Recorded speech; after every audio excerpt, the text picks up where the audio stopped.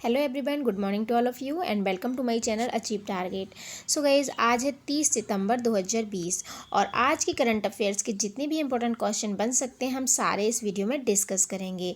So guys, आप लोग से बस छोटी सी रिक्वेस्ट रहती है कि आप लोग प्लीज़ वीडियो को पूरा देखा कीजिए, क्योंकि हम जो वीडियो लेके आते हैं विथ एक्सप्लेनेशन के साथ लेके आते हैं।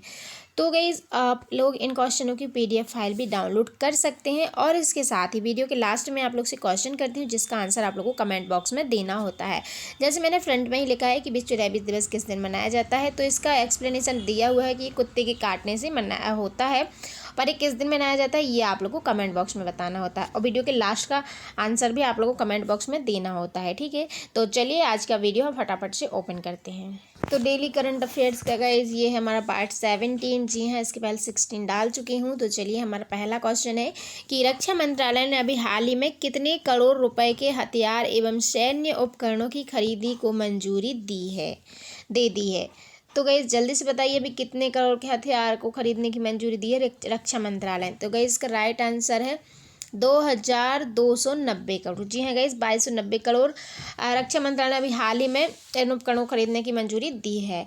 और इसमें चीन और पाकिस्तान से लगी हुई सीमाओं पर तैनात जवानों के लिए अमेरिका से लगभग 72,000 सिग सॉवर असॉल्ट राइफलों की भी खरीद शामिल है। और सेना ने अक्टूबर 2017 में करीब 7 लाख राइफल, 44,000 हल्की मशीन गन यानी कि LMG और इसके साथ करीब 44,600 कार्बाइन खरीदने की प्रक्रिया शुरू की थी।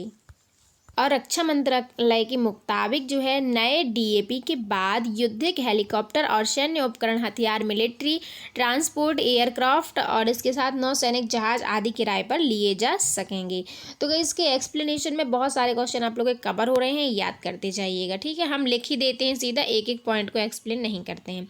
नेक्स्ट क्वेश्चन है गाइस हमारा कि अभी दूरसंचार नियामक प्राधिकरण यानी कि ट्राई ने अगले कितने साल के लिए PD बघेला को अपना नया चेयरमैन बनाया है, यानी कि अपना चेयरमैन चुना है। कितने साल के लिए? तो इसमें 4 साल है, 3 साल है, 5 साल है और 7 साल है। तो गाइज इसका राइट आंसर है आप लोग का B नंबर, यानी कि 3 साल के लिए। जी हाँ गाइज, अभी दूरसंचार नियामक प्राधिकरण ने 3 साल के लिए PD बघेला को अपना चेयरमैन चुना है। और कार्मिक मंत्रालय ने बताया है कि 1986 बैच के गुजरात कैडर के IAS PD बघेला अभी औषधि विभाग के सचिव भी हैं और उनकी नियुक्ति 3 साल के लिए होगी और वर्तमान चेयरमैन RS शर्मा की जगह पर वो जो है पदभार संभालेंगे। तो गाइस अभी ये प्रेजेंट में कौन है? औषधि विभाग के सचिव हैं और उन्हें वर्तमान में अभी इसका चेयरमैन भी 3 साल के लिए बना दिया गया है, ताकि ये जो शर्मा जी थे, RS शर्मा जी, उनका पदभार संभाल सकें। ठीक है, नेक्स्ट क्वेश्चन है गाइस हमारा कि गृह मंत्रालय ने अभी हाल ही में राष्ट्रीय जांच एजेंसी NIA कि 3 अतिरिक्त शाखाओं को इम्फॉल, चेन्नई और किस शहर में स्थापित करने की मंजूरी दी है। तो देखिए यहाँ पर 4 ऑप्शन दिए हैं, पटना है, जयपुर है, रांची है और अहमदाबाद है। तो तीसरा कौन है गाइज? रांची। जी हाँ गाइज, रांची को अभी गृह मंत्रालय ने 28 सितंबर 2020 को राष्ट्रीय जांच एजेंसी NIA की 3 अतिरिक्त शाखाओं को इम्फॉल, चेन्नई और रांची में स्थापित करने की मंजूरी दे दी है। और NIA के अनुसार इस निर्णय से आतंकवादी रोधी जांच एजेंसी को संबंधित राज्यों में किसी भी उभरती हुई स्थिति को लेकर जल्दी प्रतिक्रिया होने में भी मदद मिलेगी और स्थिति को लेकर भी जल्दी प्रतिक्रिया देने में मदद मिल जाएगी। और NIA का मुख्यालय दिल्ली में है। ये इंपॉर्टेंट क्वेश्चन है, NIA का मुख्यालय कहाँ पर है? तो दिल्ली में है। और देश में इस समय इसकी 9 शाखाएं हैं, जैसे गुवाहाटी, मुंबई, जम्मू, कोलकाता, हैदराबाद, कोच्चि, लखनऊ, रायपुर और चंडीगढ़। ये सभी इसकी 9 शाखाएं हैं। ठीक है, और अभी यहाँ के लिए 3 को चुना गया है एक साथ, किसको? इम्फॉल, चेन्नई और रांची। नेक्स्ट क्वेश्चन है गाइस हमारा कि विश्व रेबीज दिवस निम्न में से किस दिन मनाया जाता है। तो ये आप सभी को पता होना चाहिए, 28 सितंबर को विश्व रेबीज दिवस मनाया जाता है। जी हाँ गाइस, विश्व रेबीज दिवस प्रतिवर्ष 28 सितंबर को मनाया जाता है और यह एक अंतर्राष्ट्रीय अभियान है जो global alliance for rabies control नामक एक गैर लाभकारी संगठन के द्वारा समन्वित किया जाता है। और यह दिन मनुष्य और जानवरों पर रेबीज के प्रभाव के विषय में जागरूकता बढ़ाने के लिए बीमारी की रोकथाम और रेबीज को नियंत्रित करने के प्रयासों के बारे में जानकारी और सलाह प्रदान करने के लिए मनाया जाता है। ठीक है। और गाइस ये रेबीज रोग किसके काटने से होता है? तो गाइस ये कुत्ते के काटने से होता है। जी हाँ, डॉग। ठीक है, याद रखना है आप लोग को, जैसे कि मैंने पहले ही बता दिया है। नेक्स्ट क्वेश्चन है गाइस हमारा कि प्रधानमंत्री नरेंद्र मोदी ने अभी हाल ही में किस राज्य में नमामि गंगे मिशन के तहत जो है 16 मेगा प्रोजेक्ट का उद्घाटन किया, 6 मेगा प्रोजेक्ट का उद्घाटन किया है?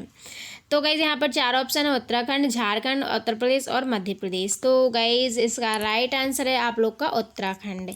जी हाँ गाइज, उत्तराखंड में अभी नरेंद्र मोदी ने 29 सितंबर 2020 को नमामि गंगे मिशन के तहत 6 मेगा प्रोजेक्ट का उद्घाटन किया है। इनमें सीवेज ट्रीटमेंट प्लांट भी शामिल है। पीएम मोदी कार्यक्रम के दौरान गंगा को समर्पित एक म्यूजियम का भी लोकार्पण किया हुआ है और यह म्यूजियम हरिद्वार के गंगा किनारे चांदनी घाट पर स्थित है। और पीएम मोदी ने जल जीवन मिशन का लोगों को लॉन्च भी किया हुआ है लोगों। ठीक है, तो ये इंपॉर्टेंट क्वेश्चन है, याद रखिए आप लोग। तो चलिए गाइस नेक्स्ट क्वेश्चन देखते हैं कि किस राज्य सरकार ने अभी हाल ही में राज्य के दूरस्थ क्षेत्रों में बच्चों तक शिक्षा पहुंचाने के लिए अब रेडियो का इस्तेमाल करने का निर्णय भी लिया हुआ है? तो किसने गाइज? इसका राइट आंसर देखिए यहाँ पर 4 ऑप्शन दिए हैं, उड़ीसा, बिहार, पंजाब और झारखंड। तो गाइज इसका राइट आंसर है आप लोग का उड़ीसा। जी हाँ गाइज, अभी क्या हुआ है कि उड़ीसा सरकार ने इस निर्णय के तहत उड़ीसा का स्कूल एवं मास एजुकेशन डिपार्टमेंट 28 सितंबर 2020 से ऑल इंडिया रेडियो के माध्यम से कक्षा शिक्षण शुरू करेगा। चूँकि कोविड-19 महामारी को मद्देनजर रखते हुए स्कूल न खोले जाने के कारण स्मार्टफोन के द्वारा ऑनलाइन कक्षाओं के माध्यम से भी छात्रों तक पहुंचने की कोशिश की गई थी, जिनमें से उड़ीसा के 60 लाख छात्रों में से लॉकडाउन के दौरान मुश्किल से 22 लाख तक ही ऑनलाइन कक्षाओं के माध्यम पहुंचा जा रहा था। महंगे स्मार्टफोन की तुलना में रेडियो सस्ता है और इसकी आवर्ती लागत भी कम है, अतः रेडियो स्कूल कार्यक्रम के साथ और अधिक छात्रों को शामिल करने की भी उम्मीद है। देखिए उड़ीसा सरकार ने क्या किया है कि अभी जो ऑनलाइन स्टडी चल रही थी उसमें 6 लाख से ज़्यादा बच्चों को पढ़ाया जाता था, लेकिन नहीं जुड़ पाते थे क्योंकि फ़ोन महंगा होता था। तो 22 लाख बच्चे ही जुड़ पाते थे 60 लाख बच्चे की अपेक्षा में।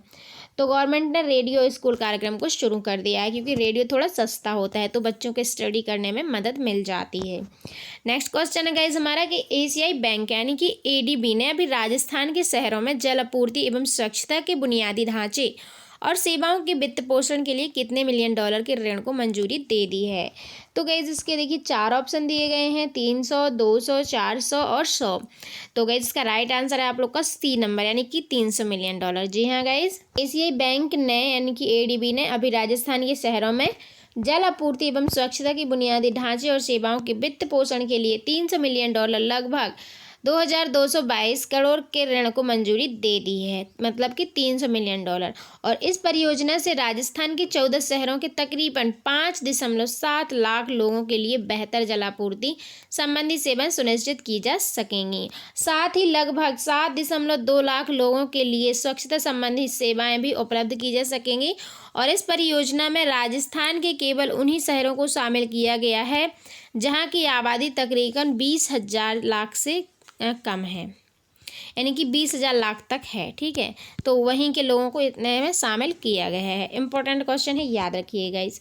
नेक्स्ट क्वेश्चन है हमारा कि हिमालयन चंद्र टेलीस्कोप के हाल ही में कितने साल पूरे हो गए हैं?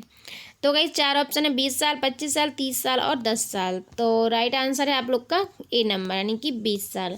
जी हाँ गाइस, अभी हिमालयन चंद्र टेलीस्कोप भारतीय खगोलीय वेधशाला में स्थित है कि यह धूमकेतुओं, तारकीय विस्फोटों, ब्रह्मग्रहों और क्षुद्र ग्रहों की खोज के लिए रात में आकाश को स्कैन करता है।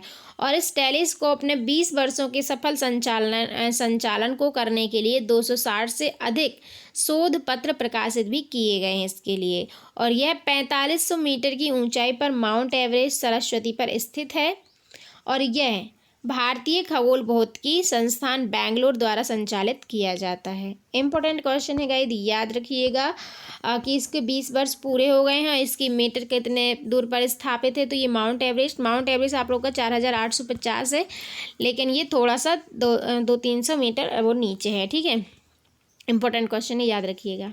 अगला क्वेश्चन है हमारा कि केंद्र सरकार सार्वजनिक स्वास्थ्य देखभाल खर्च को 2020 तक 1.15% से बढ़ाकर कितना प्रतिशत करेगी।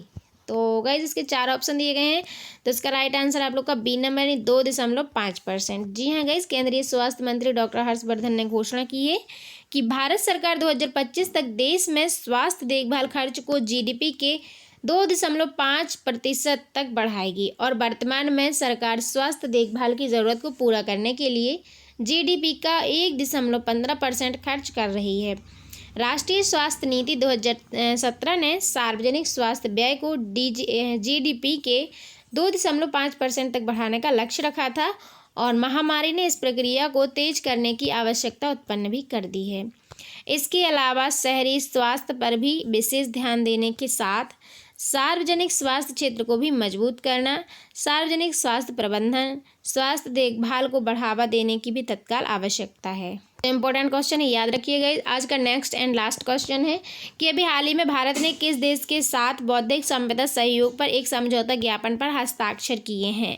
तो गाइज इसका राइट आंसर आप लोग का बी नंबर यानी कि डेनमार्क। जी हाँ गाइज, भारत और डेनमार्क ने भी हाल ही में बौद्धिक संपदा अधिकार यानी कि आईपीआर के क्षेत्र में सर्वोत्तम प्रथाओं का आदान प्रदान तथा प्रशिक्षण कार्यक्रमों में सहयोग बढ़ाने के लिए एक समझौता ज्ञापन भी शुरू किया है। वाणिज्य और उद्योग मंत्रालय ने एक बयान में कहा है कि दोनों पक्ष एमओयू यानी कि एमओयू को लागू करने के लिए एक द्विवार्षिक कार्य योजना तैयार करेंगे, जिसमें सहयोग गतिविधियों को पूरा करने की विस्तृत योजना भी शामिल होगी। दोनों पक्ष पेटेंट, ट्रेडमार्क, औद्योगिक डिजाइन और भौगोलिक संकेत के लिए आवेदन के निपटान की भी प्रक्रियाओं पर सूचनाओं व सर्वोत्तम प्रथाओं का भी आदान प्रदान करेंगे। इंपॉर्टेंट क्वेश्चन है, याद रखिएगा।